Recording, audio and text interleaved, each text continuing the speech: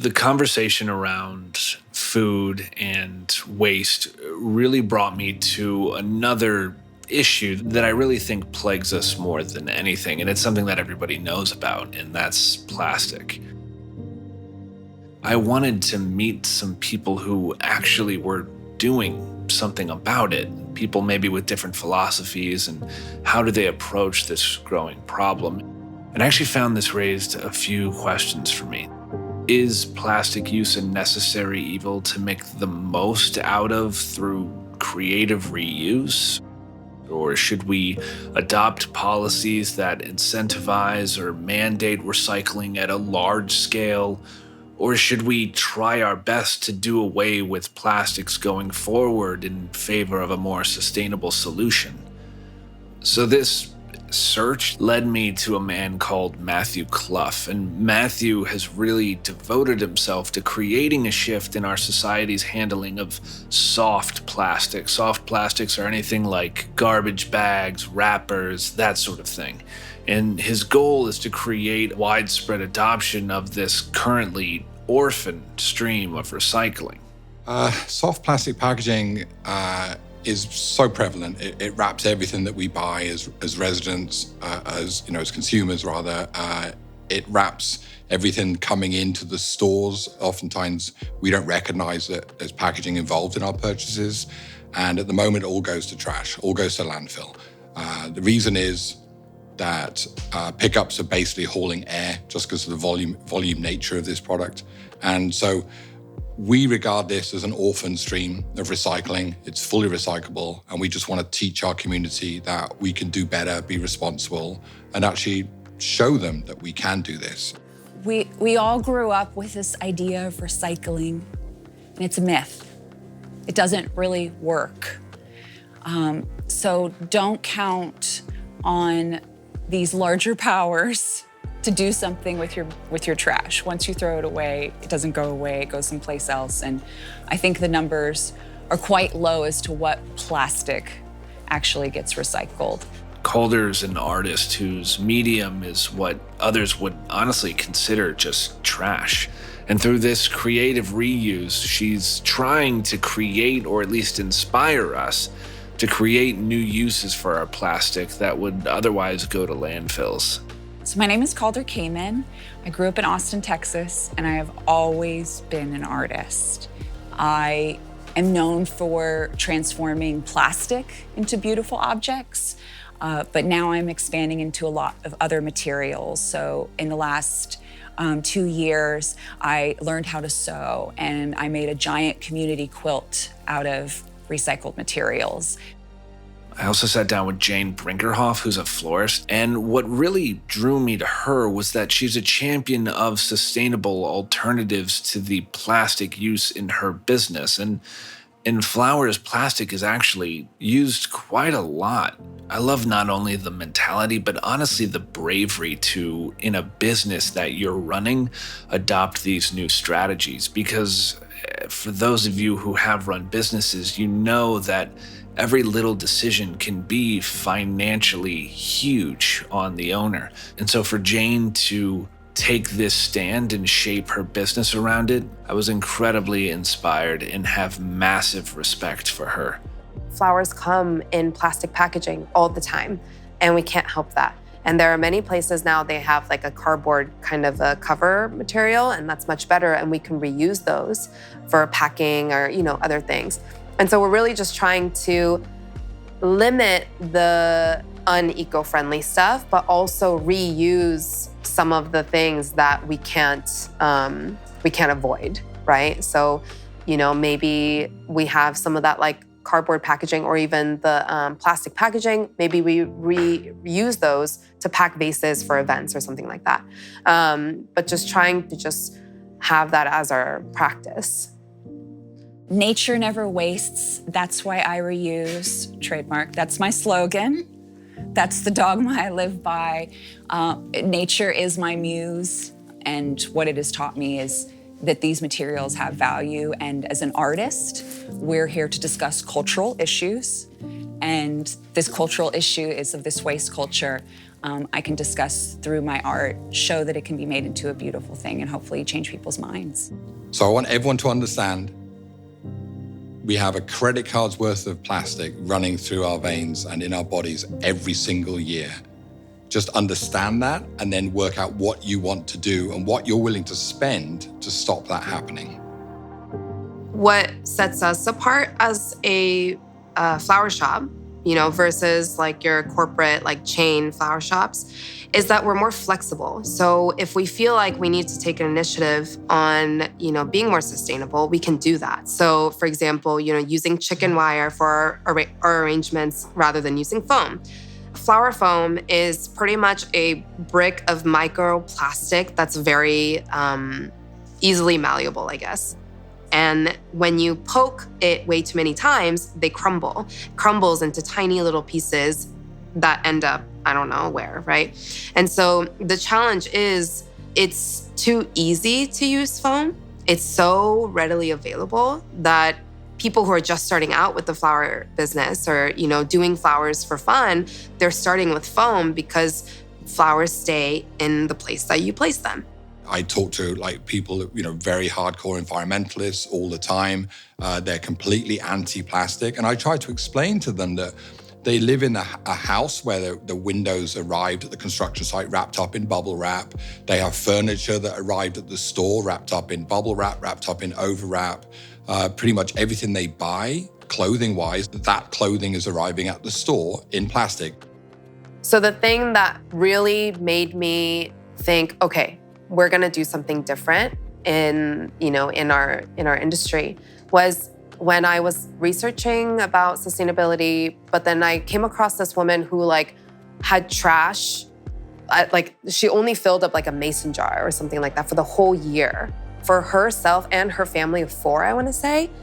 And I was like, how is that possible? I'm taking out, gallons of trash bags daily, if not more. And that really was a wake-up moment. And in my personal life, I made some changes, but also I'm like, okay, what can we do at the flower shop that can be avoided? My work had always been about animals, nature, and how humans impact it. And ceramics as a medium is very impactful in the environment. It takes an enormous amount of energy to turn it into stone. I'm literally ripping the materials out of the earth, and many of them are quite toxic. So I started to think about the materials that I was using and how much did it match my message. I was exploring materials. What could I use besides clay to make my animals? And the first thing was I picked up birth control packets, and my friends would give me their birth control packets, so I had quite a variety and also from all over the world, and I'd cut little frogs out of the birth control packets because estrogen was impacting amphibians. And I wanted to have this discussion with my girlfriends and how contraceptives were affecting the environment. I sort of just want them to understand what the reality is for their consumption habits. And then once they have that information, then they can make a real choice as to how they want to approach it. In 2016, had my first solo show of my trash animals, and they were all made out of plastic bags. I moved back home to Austin in 2014, and thankfully at the time, the city council had voted to eliminate plastic bags in Austin, which I was totally for, but it made it really difficult for me to have access to the material that I was now using. And the big surprise is that's when folks started mailing me their plastic bags. And it had profound meaning to me because then I saw how people wanted to be involved in the process of my art making. My main mission for Plastic Beach is not actually about the soft plastic. I believe we're in this pivotal moment as a world and definitely as a country, the US and other first world nations, but particularly the US, because we do tend to be lagging rather badly in things like recycling and just focusing on, the world and its welfare. Unfortunately, the Texas Supreme Court reversed that law, allowing that municipalities could enforce a plastic bag ban, but due to semantics in business law, they can't tell a business what they can package items in. So therefore, the plastic bans were eliminated in Texas, and now plastic bags are back. But at a time, what I thought was a problem was really this beautiful solution that I could make things with the community and now ask the community in supporting me and collecting. I know that I said you weren't going to see me again, but I really felt like it was important that I come on and talk to you again about this. There's something that's really interesting to me about people who are fighting for the same goal, but have completely different tactics to accomplishing that goal. That I think the important takeaway here is that no matter what your tactics, no matter your philosophies, no matter how you're trying to help your planet, the act of doing something is always better than not. What's interesting to me about these three is that even though they have completely different tactics for how they're approaching the garbage and the plastic problem we have in this world, they actually all have the same motivation. And that's the future generation to come. And honestly, I think this is something that everyone would agree with. The most staunch anti-climate change human being would probably agree that they want their children and their children's children to live in a better world than we have now.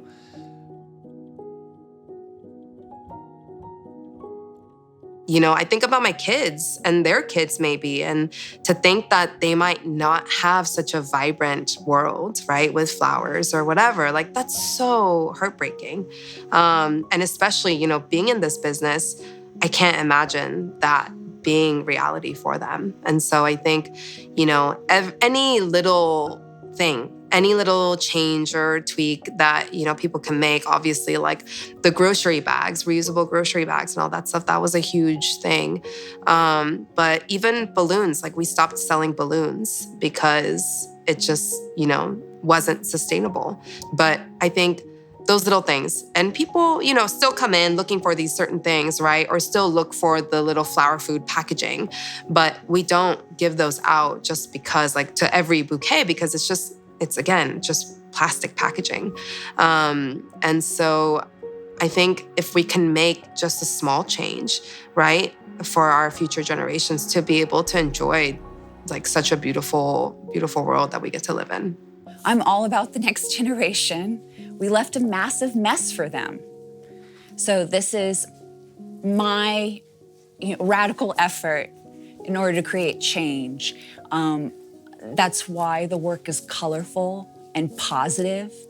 The exhibition that I currently have on view at Ivester Contemporary is definitely a song to my younger self. And every time I've seen a little girl walk into the space and gasp with all the beautiful ponies and creatures, you know, my inner child heals a little bit every single time I see a little girl cuddle the Pegasus in that exhibition space.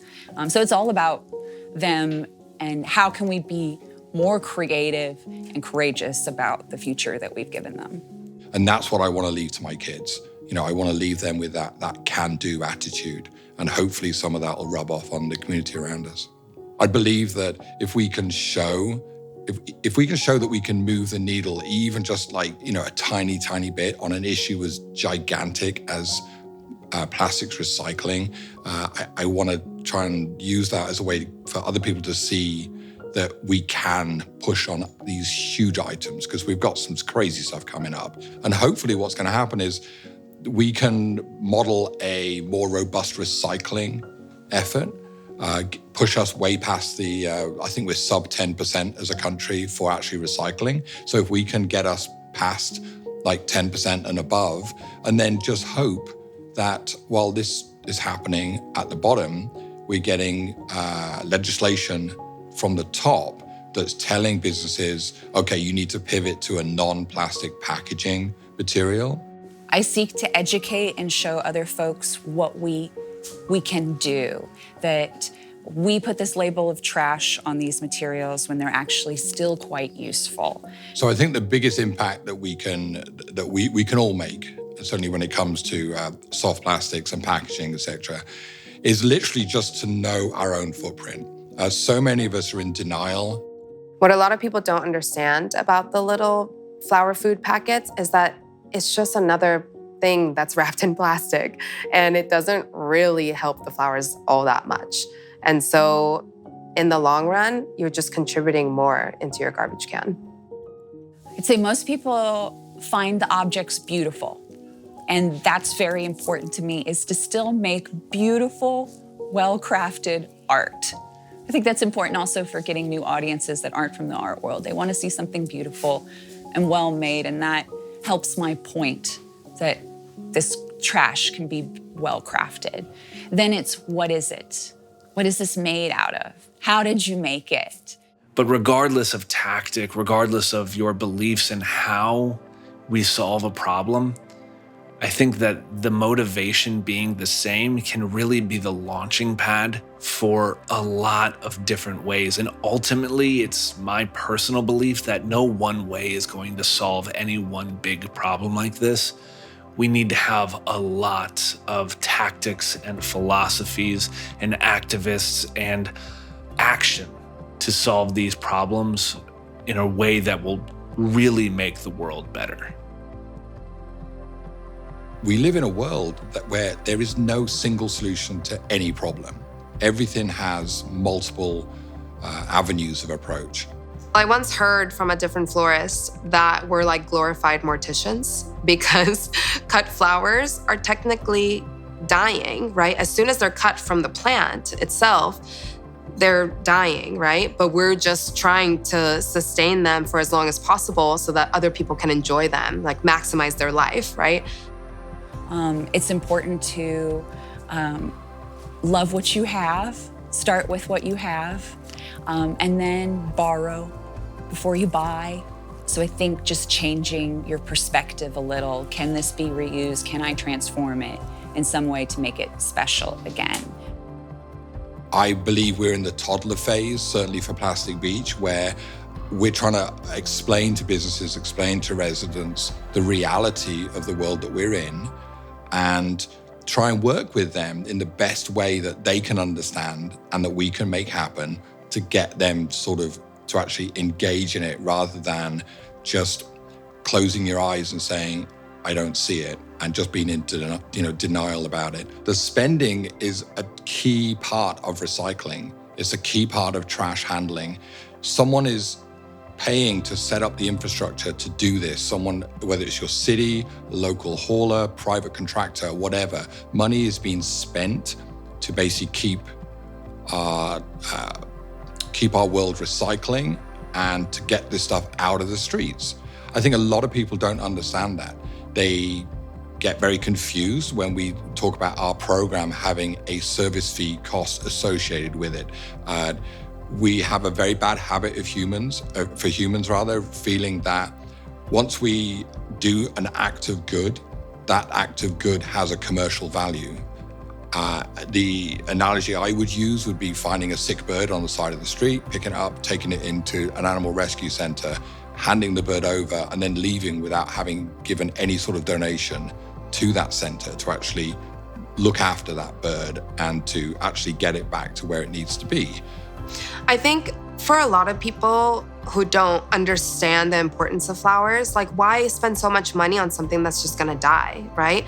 But I think that it kind of is a mirror to our existence, no? It's like, well, we're all gonna die in the end, but like, then what, what's the point? But it's like to enjoy their fleeting beauty, right? Like to really just take in that beauty that won't last forever. I think it makes us slow down and just really appreciate life and the natural world, right?